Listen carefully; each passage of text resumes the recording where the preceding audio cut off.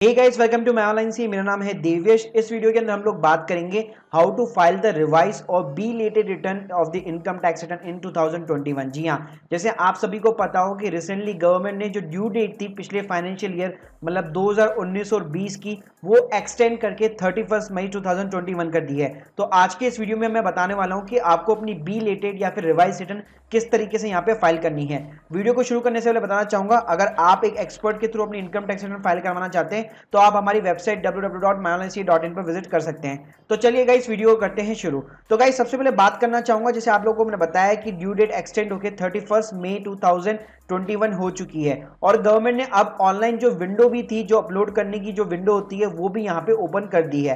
तो पहले मैं आप लोगों को डिफरेंस बताना चाहूंगा कि बी लेटेड रिटर्न और रिवाइज रिटर्न के अंदर डिफरेंस क्या होता है। तो देखिए, अगर मैं बी लेटेड रिटर्न की बात करूं तो बी लेटेड रिटर्न का सिंपल सा मतलब ये है कि जब भी आप अपनी इनकम टैक्स रिटर्न फाइल करते हैं आफ्टर द ड्यू डेट और the extension of the due date. इसका मतलब क्या है, गवर्नमेंट ने जो भी ड्यू डेट डिसाइड की हुई है, जो भी एक्सटेंशन वाली जो भी ड्यू डेट डिसाइड की हुई है, जैसे अगर मैं बात करूं 2019-20 की, तो उस टाइम पे 10 जनवरी 2021 यहां पे उन लोगों ने डिसाइड की थी। तो इसका मतलब क्या हो गया, अगर आपने 10 जनवरी 2021 के बाद में अगर आपने अपनी रिटर्न फाइल की है तो वो बेसिकली बी लेटेड यहां पे रिटर्न मानी जाएगी और ये जनरली 31 मार्च 2021 को बंद हो जाती है, लेकिन गवर्नमेंट ने एक्सटेंड करके 31 मई 2021 तक कर दी है। अगर मैं बात करूं पेनल्टी की, तो गाइस बी लेटेड जो रिटर्न होती है बेसिकली, अगर इसके अंदर दो टाइप की पेनल्टी लगती है। अगर बेसिकली आपकी इनकम अगर 2.5 लाख रुपए से नीचे है तो बेसिकली यहां पे आपको जीरो पेनल्टी पे करनी पड़ेगी, क्योंकि आप ऑब्वियसली आपकी जो इनकम टैक्स रिटर्न है वो भी मिल जाएगी। अगर आपकी इनकम 2.5 लाख से ऊपर है लेकिन 5 लाख के नीचे है तो यहां पे आपकी 1000 रुपए की पेनल्टी लगेगी, और अगर आपकी इनकम 5 लाख के ऊपर है तो यहां पे आपकी 10,000 रुपए की पेनल्टी लगेगी। यहां पे कुछ चीज बताना चाहूंगा, जो बी लेटेड रिटर्न होती है वो एकदम फ्रेश रिटर्न की तरह यहां पे मानी जाती है, इसलिए गवर्नमेंट जो है इसके ऊपर पेनल्टी इंपोज करती है। अब बात करूं कि रिवाइज रिटर्न क्या होती है, तो देखिए रिवाइज रिटर्न ये होती है कि जो ड्यू डेट थी मतलब 10 जनवरी 2021, उसके पहले मान लीजिए आपने रिटर्न अपनी अपनी फाइल कर दी है और आप चाहते हैं कि मैं उसको रिवाइज करना चाह रहा हूं। रिवाइज का मतलब क्या होगा कि आपने ओरिजिनल जो रिटर्न थी उसके अंदर कोई ना कोई मिस्टेक कर दी है, उसके अंदर कोई अमाउंट दिखाई नहीं है, इनकम शो नहीं की है, और अगर आप अब अपनी इनकम जो है रेक्टिफाई करना चाहते हैं, सही दिखाना चाहते हैं, तो आपको यहाँ पे रिवाइज रिटर्न फाइल करनी पड़ेगी। जनरली रिवाइज रिटर्न के अंदर कोई भी पेनल्टी नहीं लगती है, क्योंकि आपने जो अपनी ओरिजिनल रिटर्न है वो ड्यू डेट के पहले ही फाइल कर चुके होते हैं। लेकिन हाँ, अगर असेसमेंट के दौरान गवर्नमेंट को ये पता लगता है कि ये फ्रॉडुलेंट रिटर्न है या फिर आपका इंटेंशन ओरिजिनली ही जानबूझकर आपने मिस्टेक की है, तो यहाँ पे आपकी पेनल्टी इंपोज हो सकती है। तो अब मैं बताना चाहूंगा कि बेसिकली आपको बी लेटेड या रिवाइज रिटर्न किस तरह से फाइल करनी है।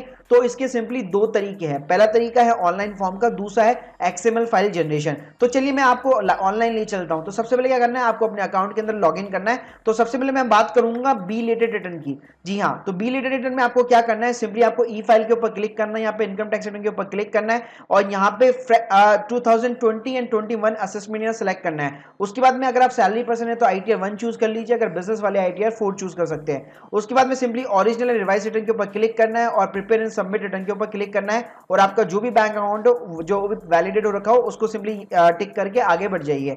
सबसे ज्यादा जो इंपॉर्टेंट बात होती है इसमें आती है part A, general information.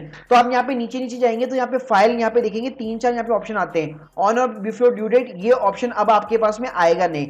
Second जो ऑप्शन होता है वो होता है बी लेटेड का। तो अगर आप मान लीजिए एक ओरिजिनल रिटर्न भरना चाहते हैं, आपने पिछले साल रिटर्न कोई भी फाइल नहीं की है और आप भूल गए थे अपने रिटर्न फाइल करना और अभी भी आपके पास में मौका है, तो सिंपली आपको बी लेटेड का ऑप्शन यहाँ पे चूज करना है। सेकंड केस में अगर मान लीजिए आपकी रिवाइज रिटर्न है तो उस केस में आपको सिंपली रिवाइज रिटर्न का यहाँ पे ऑप्शन चूज करना पड़ेगा। एक चीज आपको बताना चाहूंगा, जब भी आप यहाँ पे ई फाइल का ऑप्शन चूज करते हैं तो अगर मान लीजिए पहले से अगर आपने रिटर्न फाइल की होती है, फॉर एन एग्जांपल मैंने यहाँ पे पहले से रिटर्न फाइल कर रखी है, तो आप देखेंगे मेरी स्क्रीन के सामने जैसे मैं यहाँ पे रिवाइज रिटर्न का ऑप्शन चूज करूंगा ऑटोमेटिकली यहाँ पे एक नीचे रिसिप्ट नंबर आ जाता है। जी हाँ, तो आप देख सकते हैं यहाँ पे रिवाइज रिटर्न में हमेशा आपको रिसिप्ट नंबर डालना कंपलसरी और मैंडेटरी है, क्योंकि उसके बिना पता ही नहीं लग पाएगा कि आपकी ओरिजिनल रिटर्न जो है उसका एक्नॉलेजमेंट नंबर क्या है। तो वो एक्नॉलेजमेंट नंबर, रिसिप्ट नंबर यहाँ पे आपको डालना पड़ेगा, आपको डेट डालनी पड़ेगी कि आपने वो रिटर्न जो है बेसिकली कब फाइल की थी और उसके अगेंस्ट में आप ये रिवाइज रिटर्न यहाँ पे फाइल कर रहे हैं। अगर मैं बी लेटेड और रिवाइज रिटर्न की बात करूं तो सारी जो चीजें होती है कि कहां पे क्या क्या अमाउंट डालना है, फॉर एन एग्जांपल आपकी जो भी सैलरी है वो आप अमाउंट डाल सकते हैं।